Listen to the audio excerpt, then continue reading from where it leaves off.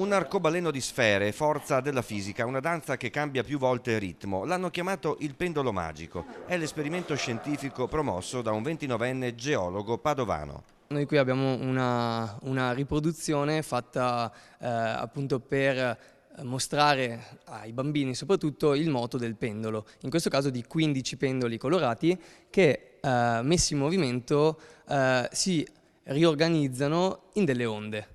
Quindi creano dei disegni, vanno in fase. Come funziona questo esperimento? Intanto come funziona un pendolo? Un pendolo è una massa, un oggetto attaccato ad un filo.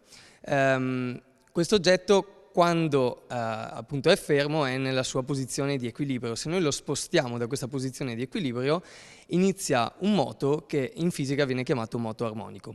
Questo moto è indipendente dalla massa, infatti tutte le palline che abbiamo qui dietro sono uguali, ma anche se noi avessimo dei pesi diversi, questo sarebbe ininfluente. Il movimento diverso di questi pendoli, cioè il fatto che abbiano un tempo diverso nel compiere il movimento, non è dovuto al peso diverso delle palline, quanto alla lunghezza diversa di ogni filo. Un esperimento che ha ricevuto il plauso del presidente veneto Zaia nella sua pagina Facebook. È giusto e necessario che si parli di scienze e di cultura a vari livelli, anche in politica, dice Quagliotto, precario all'Università di Padova.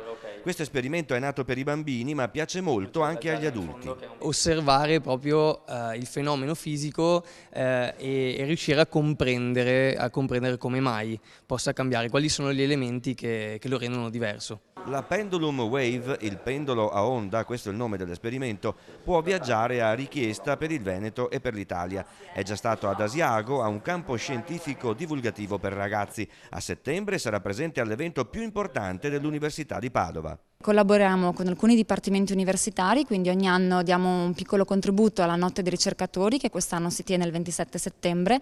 Questo perché con la rivista che facciamo da ormai 6-7 anni collaboriamo molto anche con l'università e con i suoi ricercatori. In particolare quest'anno porteremo proprio questo pendolo qui, quindi il 27 settembre sarà possibile vederlo a Padova.